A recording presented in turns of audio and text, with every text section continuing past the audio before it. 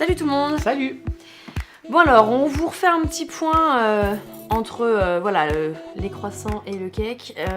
On vous refait un petit point en fait sur notre Reading Classic Challenge dans lequel on s'est lancé en début d'année avec Jérémy. On va vous faire un petit point sur nos lectures des 3 derniers mois. On rappelle juste le principe, tous les mois, 2 auteurs classiques. Une femme, un homme. Oui, une femme, un homme. Albert Camus, Marguerite Yourcenar. Et Albert Camus, mais j'ai oublié mon livre. J'ai lu La Peste. Voilà.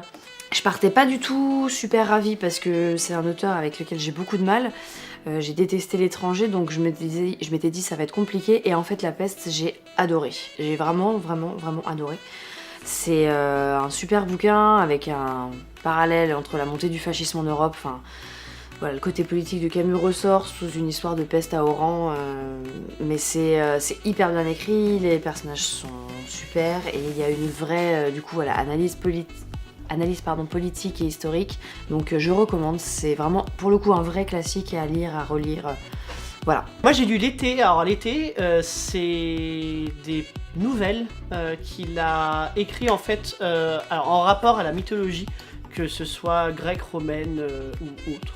C'est une compilation de nouvelles qui ont été écrites en fait entre les années 30 et 50 si je ne m'abuse. Donc ce qui est pas mal, c'est on voit, t'en parlais tout à l'heure, le côté politique de Camus. Là on voit ce côté-là, mais on voit aussi le côté philosophique, parce que Camus c'est ça aussi qui était bien, c'est qu'il a été romancier, il était philosophe, il a été journaliste politique, je vais y arriver, donc il a fait beaucoup de choses, et ce qui est cool en fait c'est qu'on a toutes les facettes de Camus à l'intérieur.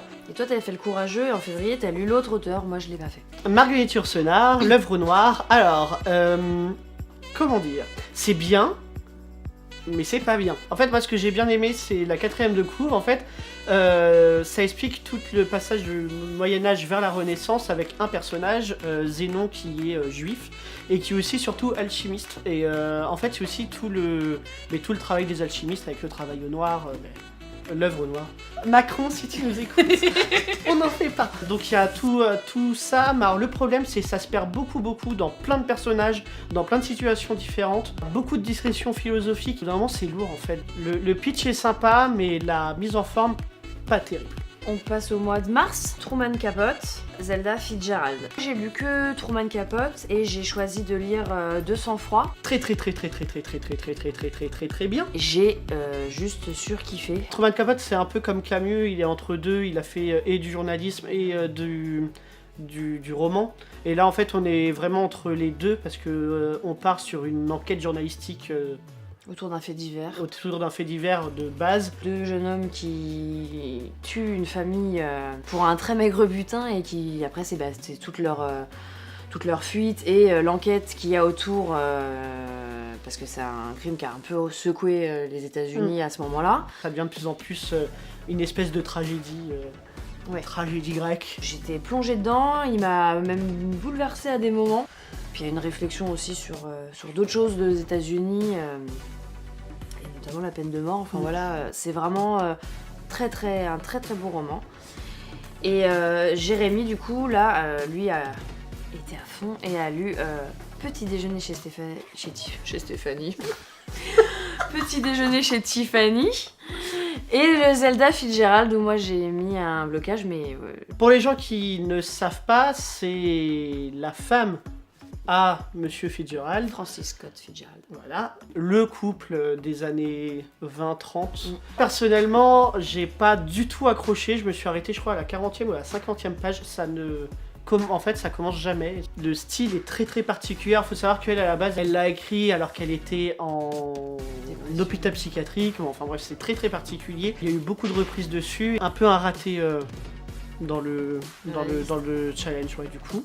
J'ai lu Petit déjeuner chez Tiffany. Alors, je suis fan du film. En fait, j'aurais peut-être pas dû être fan du film parce que c'est pas du tout la même fin. On n'a pas la même vision, en fait, notamment de l'héroïne. C'est bien. Mais moi ça m'a un peu déçu par rapport au film. Mais on a encore ce côté de Capote, alors plus roman, qui aime bien fouiller psychologiquement ses personnages. Donc non, plutôt pas mal. Le mois d'avril. Le crime de Orient Express, Marivaux, l'île des esclaves, pour moi, Le Crime de l'Orient Express, bon, mais c'est du grand Agatha Christie. C'est pas pour rien que c'est devenu un classique. On va pas dire grand chose dessus parce que ça serait un peu spoilé, c'est dommage, parce qu'on spoil vite dans ce genre de roman. Pour ceux qui aiment pas lire ou qui ont peur de lire ou qui se disent la lecture c'est pas fait pour moi, essayez Agatha Christie parce que ça se lit tout seul. C'est dans l'action tout de suite. C'est ça. C'est fin en plus, enfin voilà. Et puis il y a de l'humour, enfin. Il y a de l'humour anglais qui est très sympa, non mais vraiment, voilà. Et donc j'ai lu Marivaux, l'île des esclaves, c'est du théâtre. On est sur une pièce qui se déroule pendant la Grèce antique, parce qu'il avait quand même pas parlé du commerce triangulaire. Ça reste du Marivaux, donc on retrouve Harlequin, qui prend la place de son maître, parce que sur cette île, ils sont sur une île en fait, où les esclaves deviennent les maîtres. Et du coup, il y a toute une critique justement de la société esclavagiste de l'époque. C'est plutôt pas mal, même si la fin est un peu convenue et qu'aujourd'hui on se dirait ouais non mais on peut quand même faire pire. Je pense qu'à l'époque c'était le pire qu'on puisse faire. Donc on se retrouve dans 3 mois pour vous faire un bilan de nos dernières lectures du Reading Classic Challenge. Vous pouvez de toute manière consulter la liste complète en fait du challenge sur le site internet. Ouais. Et puis aussi sur nos blogs respectifs. Ouais, pour voir nos critiques et en même temps les lectures qu'on fait à côté, parce que oui, on lit quand même à côté. On fonce, on y va, on va liker, on partage. D'ici là, lisez bien. Et à la prochaine. Salut! Non mais lui tu peux tester, mais il faut juste aimer... Putain, on a galéré. Je suis fatiguée en fait, faut pas faire ça quand je suis fatiguée. Mais faut dormir madame.